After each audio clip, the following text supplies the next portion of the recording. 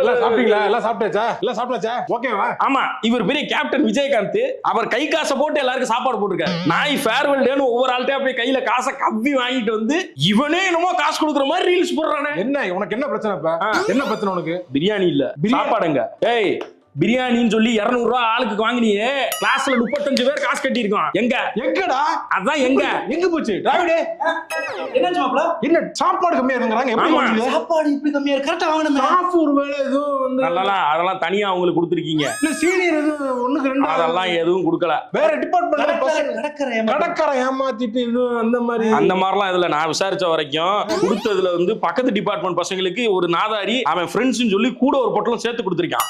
டேய் என்னடா ஏன்டா அப்படி பண்றீங்க? இதாண்டா அப்படி பிடிக்காத கெட்ட பழக்கம். ஒரு விஷயம் பண்ணோம்னா அதுல ஒரு ஊழல் பண்ண வேண்டியது. ச்சே, அசிங்கமா இருக்குன்னு. நீதான்டா. அவனுக்கு தான் மொத்தத்தை இன்ஸ்டாகிராம்ல ஸ்டேட்டஸ் வச்சுட்டானுங்களே, மச்சாங்கிட்ட இருந்து பிரியாணி வாங்கலன்னு சொல்லி